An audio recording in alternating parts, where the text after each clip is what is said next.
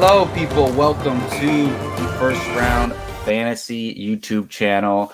I am Jacob Bartley, one of the hosts here at First Round Fantasy. And if you notice, last couple weeks, except last week, 3 weeks prior to that, we were putting out a Saturday show.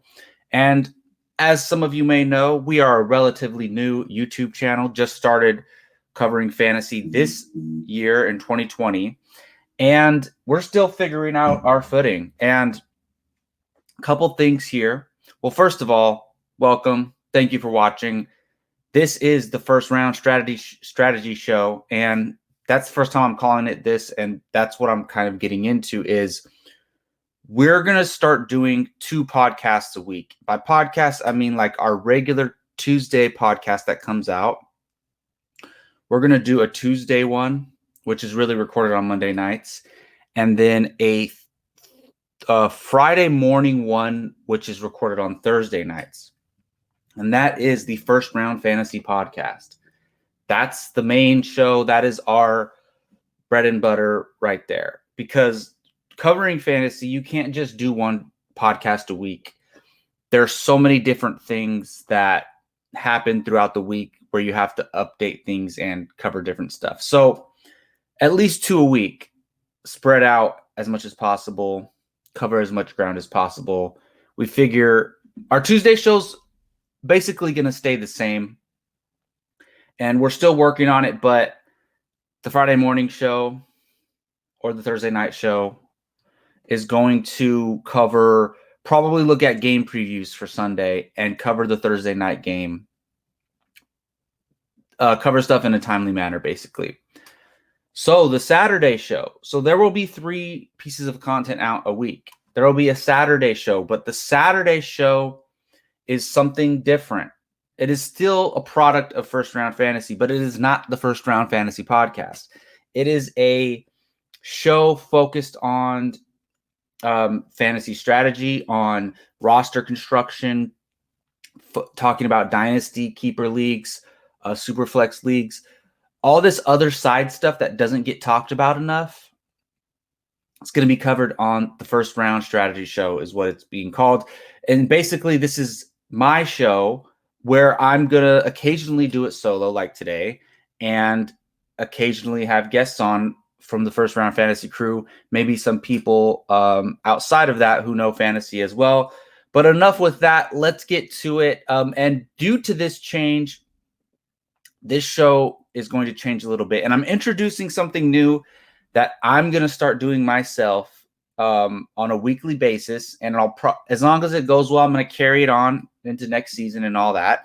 And that is ranking my top 10 handcuff / backup running backs. The reason I'm doing this is because I noticed that, let me move my mic closer to me, actually make a lot more sense. I noticed that no matter what, every year there's going to be a situation where your backup or the backup running backs or the handcuffs of some of the high-profile running backs are going to have to step in and play. And those weeks are very important because they could come on weeks where you really need a win. And happened with me recently in a couple leagues where I heard about Joe Mixon's injury pretty early. So I went and picked up Giovanni Bernard. And once it was officially announced that Mixon was out, a lot of people in other leagues were rushing to get Giovanni Bernard. People had to put waiver claims in, Fab or whatever. But I already had him, so I didn't have to worry about it. So I urge people, and I have for years, to especially roster your own backups and handcuffs for your starting running backs, but also roster other people's handcuffs and backups. And we'll get to that. And that's a little tease for that segment, which we'll get to in a little bit here. But for the last time on the Fantasy Strategy Show, I want to talk about the Thursday night game really quick because it's going to start being covered on the second podcast of the week. but I'm going to just talk about it here because we haven't covered it yet. Real quick, obviously, probably the biggest disappointment in this game is JaMychal Hasty. Myself, other people I know, the fantasy community was ranking him very high compared to where he ever would have been ranked. He was supposedly going to be the starting running back on the San Francisco 49ers, who are a run-heavy team, whose running backs collectively had been the most, one of the most highest scoring fantasy backfields in all of fantasy, going against the worst run defense for fantasy. So all signs pointed towards JaMychal Hasty's going to have a great game. Did not happen. Now, I heard that due to Brandon Ayuk and the other wide receivers who had to sit out due to COVID-19, due to that, Shanahan had to restructure his offensive plan.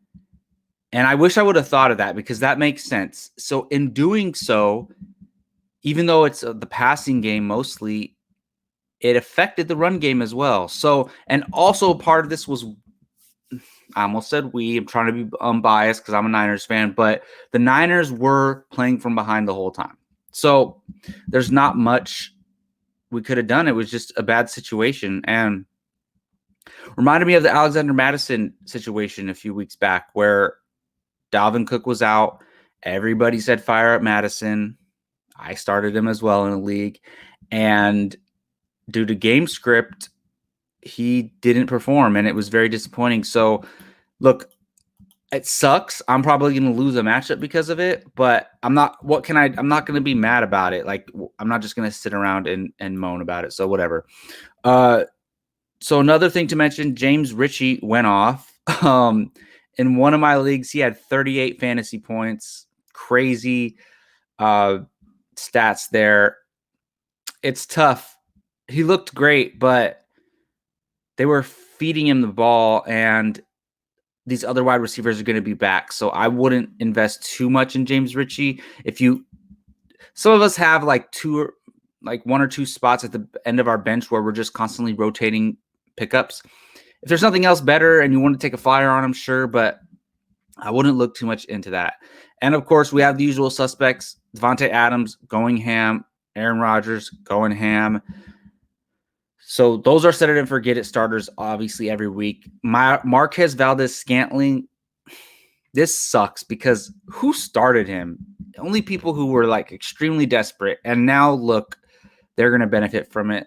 I'm still not picking him up in any league. He's been way too inconsistent. So I also would not look too much into that. But hey, you never know. We've seen this where this big blow up game suddenly ignites a fantasy guy starts to go on fire in fantasy. So I don't know. We'll see. I'm not investing in Marquez Valdes-Scantling. I've done it already this year, and I'm not doing it again.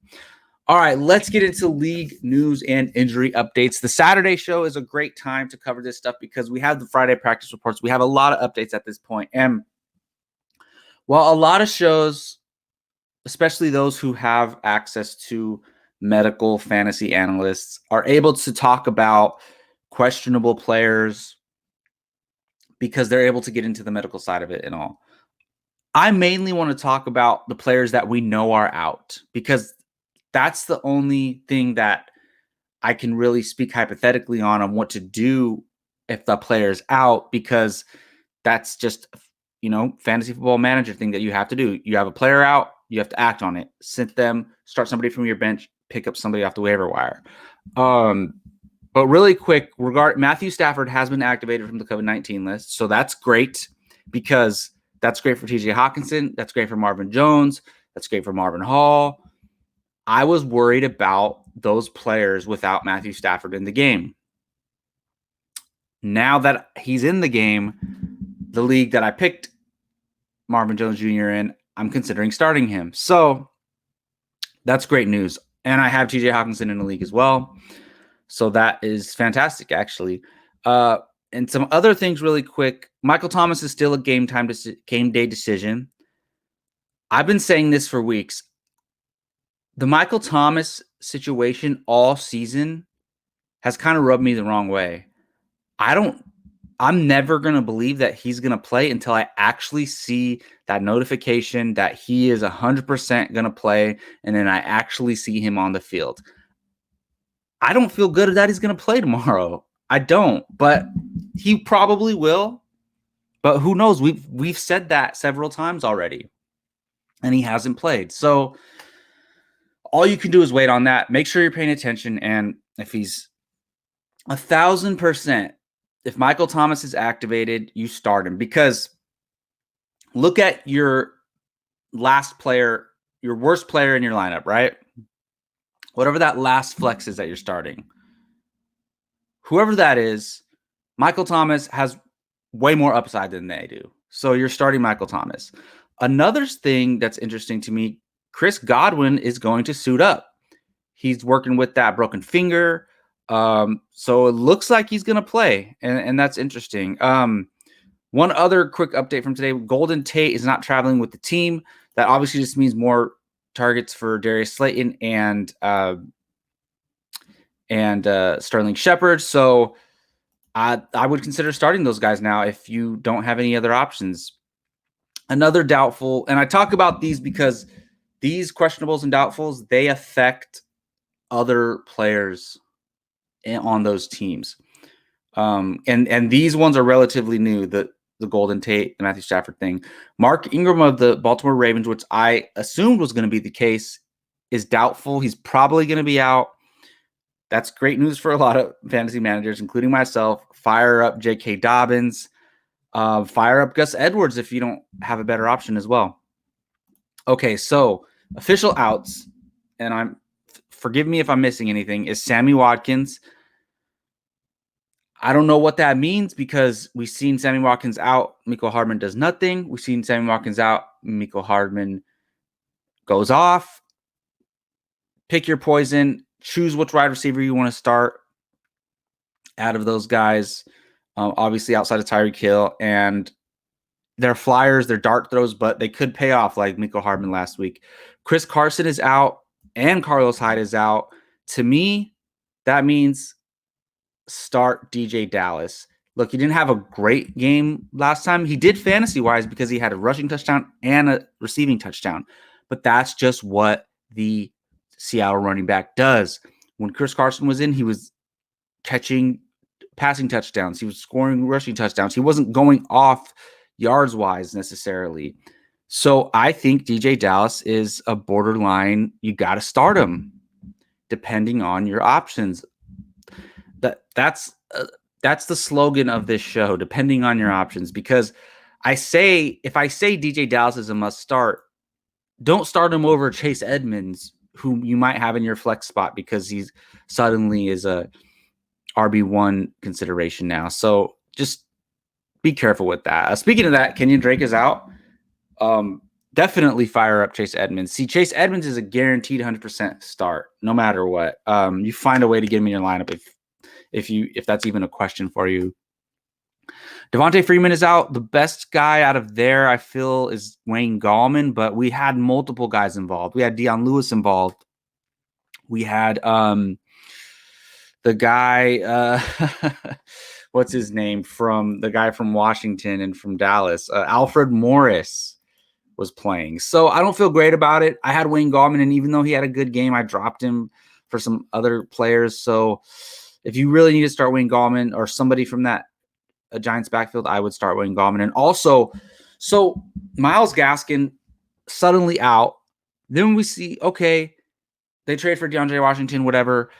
Okay, Matt Breida could possibly step up here. And then Matt Breida's out. So I guess start Jordan Howard or at least pick him up.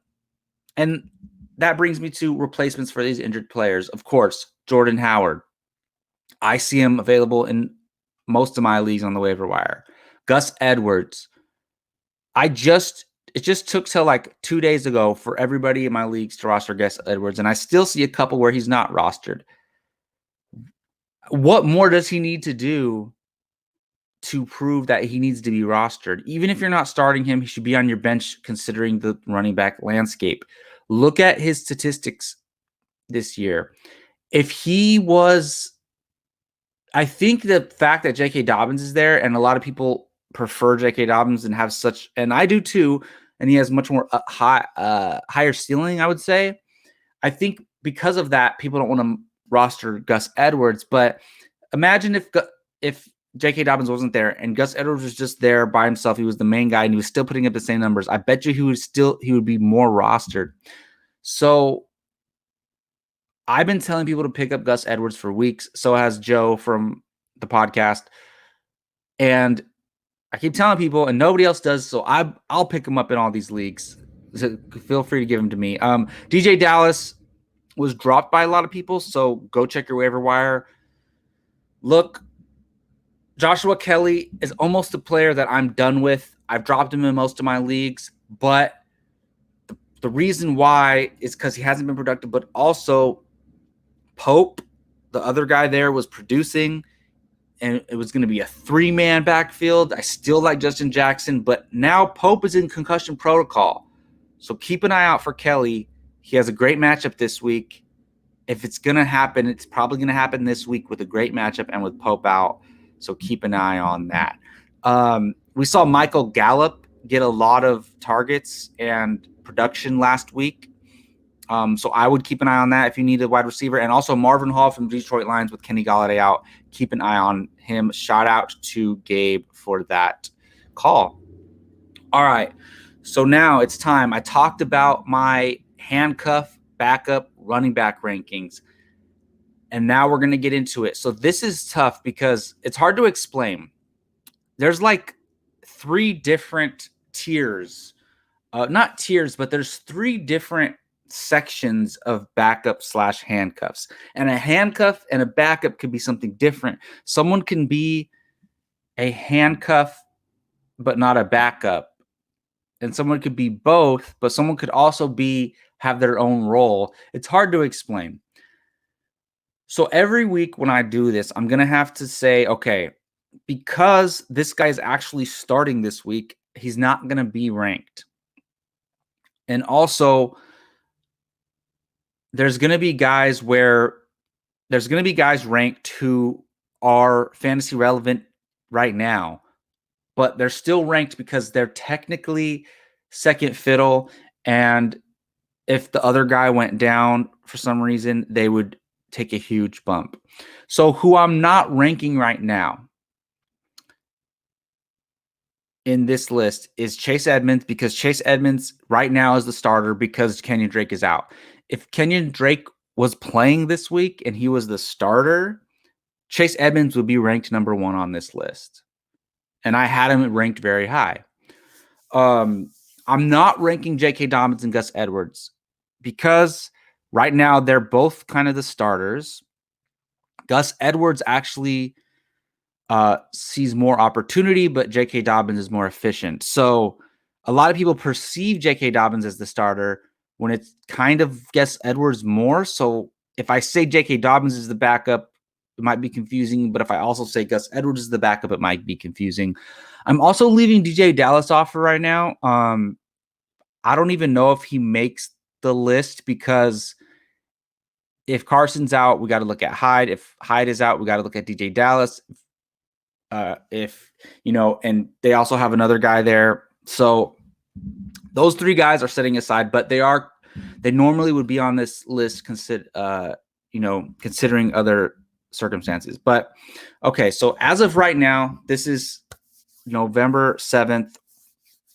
Right now, these are my backup handcuff running back rankings. So number 1, I have Latavius Murray.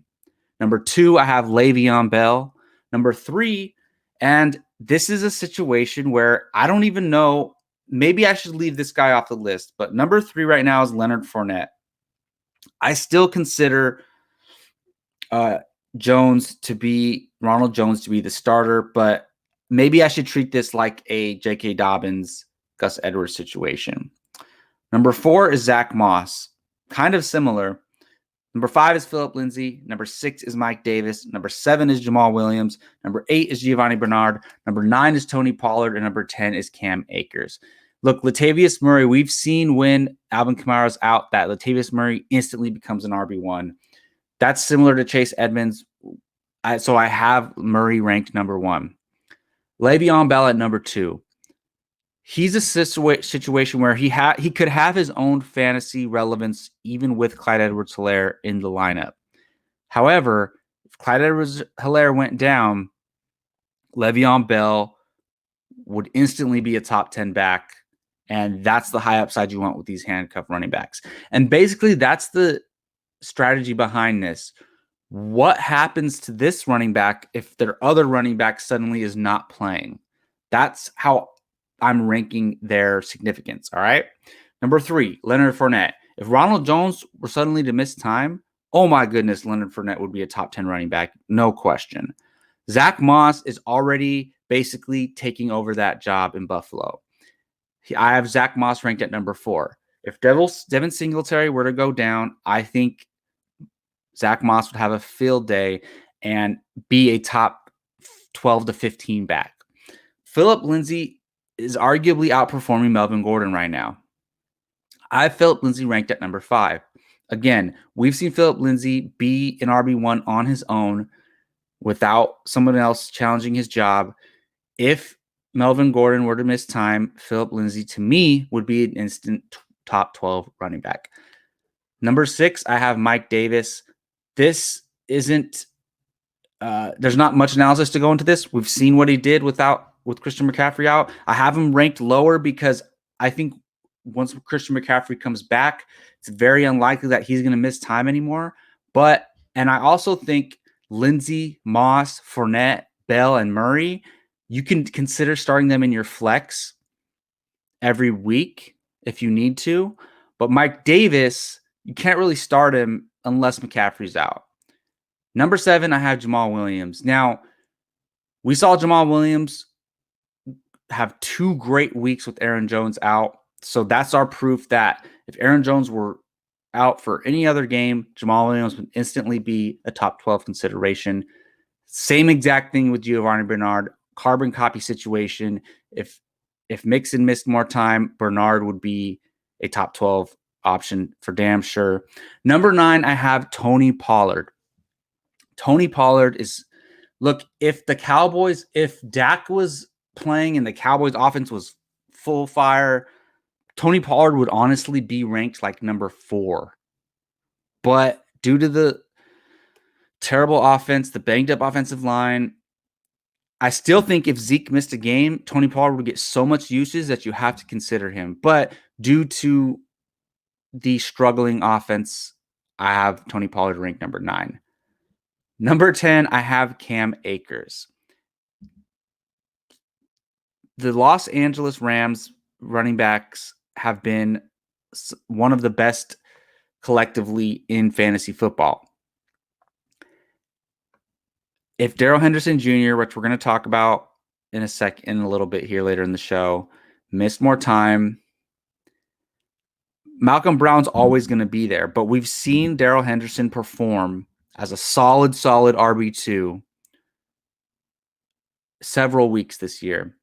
If Darrell Henderson Jr. missed time, Cam Akers, I believe, becomes a solid RB2. Okay, so some honorable mentions who almost make the list are Alexander Madison. Before he stepped in a couple weeks ago and played when Cook was out, I would have had Alexander Madison in the top 5. But it's not his fault necessarily. It had to do with game script and all that, whatever. But that wasn't promising. I used to think Cook's out, slide in Madison, just as good as Cook. I don't believe that anymore, but he's definitely a handcuff that should be rostered. And even if the manager of Cook doesn't roster him, somebody else should. Another one is Jordan Wilkins. We saw what he did last week. If Taylor misses, Jordan Wilkins could possibly be a top 15 back. Another honorable mention is Brian Hill from Atlanta, Jeremy McNichols from Tennessee. He's been very good stepping in when Henry's off the field. If Henry ever missed, he would be a solid option. And again, I guess Joshua Kelly, it just depends. Like, imagine if Pope and Jackson were out, I guess you could start Joshua Kelly. He's just been such a headache this year. So Joshua Kelly, but I guess you got to consider him if you have no other options, and especially this week when there is a great matchup looking his way. All right, yeah. So let me know in the comment section what you think of my running back rankings. How can I make it better? Like, should I remove players who are basically getting a 50-50 split? Should I only include straight up backups? Let me know in the comment section. I would really love to improve that segment because it's something that because I'm one of those people. I roster a lot of handcuffs and I roster a lot of other people's handcuffs or running backs. So, and it ends up working out. I got to start Jamal Williams and Giovanni Bernard for several weeks. So, and they really helped. So I don't think it's a bad strategy there. Okay, so let's move on to our fantasy etiquette of the week. And this is something that is important to me. And basically, it's don't be obnoxiously greedy in trades or no one will take you seriously.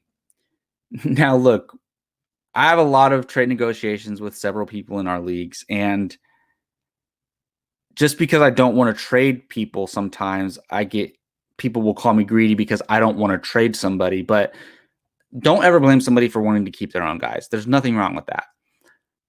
But the thing is, what I'm talking about here is if somebody says, hey, guys, I'm looking to trade Zeke, taking offers.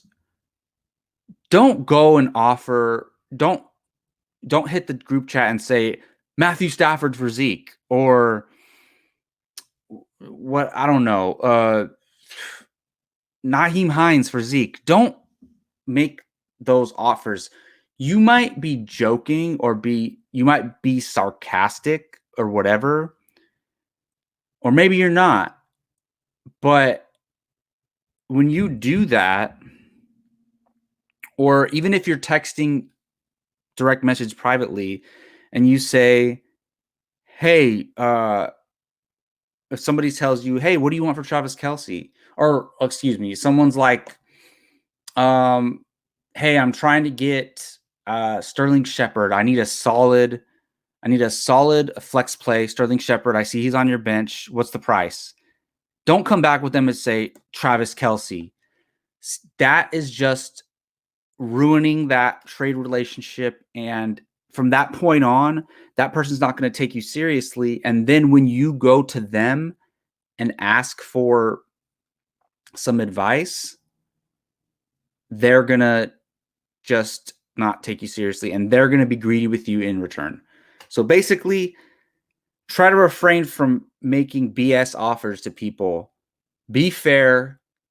Think about if you were them, would you accept this offer? And then if you there's nothing wrong with you making a fair offer and them declining it.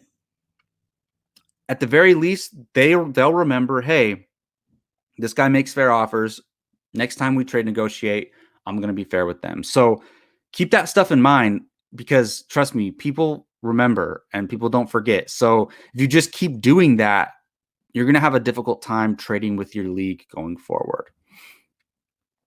Alrighty. So let's jump into some dynasty or keeper advice. Now, I've talked about this several times in the past couple of weeks, and I mainly made some wide receiver recommendations. Now, dynasty is tough. The only dynasty league that I play in is a 2-quarterback league, but I realize that's probably not the case for most people. They probably play in a regular 1 QB league. And instead of a player recommendation this week, I'm going to just recommend a strategy for teams that are looking like they're not going to make the playoffs. Now, look, never give up, I would say. Always try to make the playoffs as long as you're not mathematically eliminated. However, if you are 2-6 right now and it's looking unlikely because the person in the last playoff spot could be, you could be one game behind them, or everybody in the playoff spots could be 6-2 or whatever, or 5-3, and it's looking unlikely that you're going to possibly make that last playoff spot. If you're in a dynasty league and you're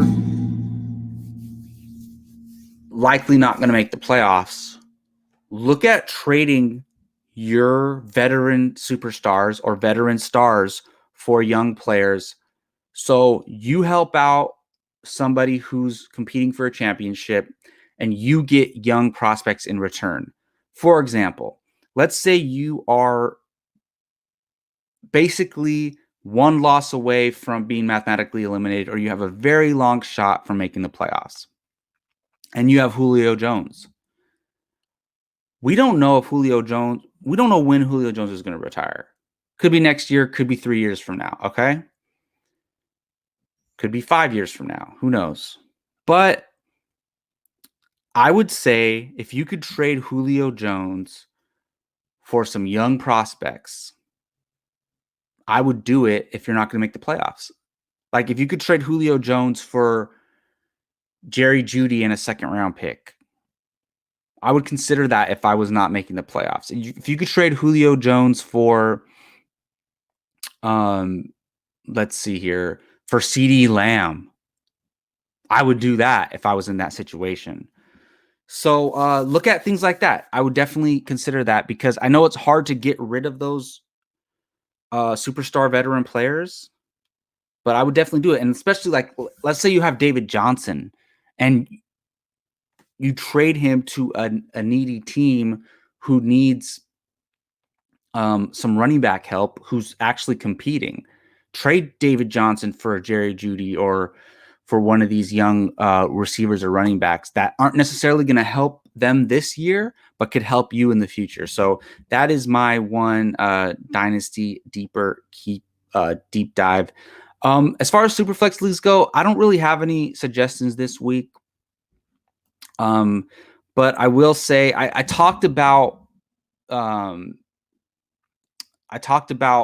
before rostering backup quarterbacks just in case they step into the starting role. And just two I would keep an eye on is Jalen Hurts in Philadelphia, just because Wentz has been so up and down, and I don't think they're going to bench Wentz, but Wentz is so injury prone. Imagine if he got hurt and Jalen Hurts steps into the role and he's just going to have a lot of rushing upside. So keep an eye on him. And I would also keep an eye on Jacob Eason in Indianapolis, because who knows, man? Phillip Rivers is not playing great. I mean, he's had some couple good weeks, but he's not killing it for them. So I don't know. They drafted that guy pretty high, so keep an eye on Jacob Eason, rookie on the Colts. All right, so I always want to end this fantasy strategy show with looking ahead, and this is my big tip of the week: looking ahead for next week. And I've done this in a couple of leagues already. For your leagues, always look at who's on a bye week. Look at who's on a bye week for next week, or who's going to return next week, and see who's available. A lot of times people only look at this week when they're looking at picking up players. Look at who's available next week, because there might be some players who just aren't showing up on the top of your waiver wire because they're not projected for points this week. I bring that up because last weekend, Darrell Henderson Jr. was banged up and left the game, and Cam Akers stepped in. We haven't heard any updates on that yet. If we get an update that Darrell Henderson Jr. is going to miss a game or more, Cam Akers is suddenly going to be a high waiver ad. Go to your league, see if Cam Akers is available, pick him up. He has more upside than whoever the last player on your bench is. If Darrell Henderson Jr. misses time, he's going to be a solid option for you. So that's my big tip of the week. Always look ahead. And for this week, go pick up Cam Akers if he is available in your league. Darrell Henderson could miss time, and we could see a situation where Cam Akers steps in and takes over that lead running back role. Again, Malcolm Brown has his own role. He's never going away, but we got to take it for what it is. Nowadays, you got to take whatever you can at running back. So, yes, go pick up Cam Akers if he is available. All right, that's going to do it for this episode of the Fantasy Strategy Show. It's not always going to be me alone. I completely believe that a show where there's at least two people when there's dialogue going on is far more entertaining, but I had to go ahead and put this together today on my own. So I will have guests from the First Round Fantasy team on this show going forward. Thank you all for watching. Again, I am Jacob Bartley. If you have not already, subscribe to First Round Fantasy. Check us out on Anchor, Spotify, Apple Podcasts, Google Podcasts, everywhere you can find podcasts. Don't forget to pick yourself up a First Round Fantasy t-shirt at TeePublic. We will see you all on Tuesday. And don't forget, starting next week, we're doing a Tuesday show, Friday show, and a Saturday show. We'll see you then.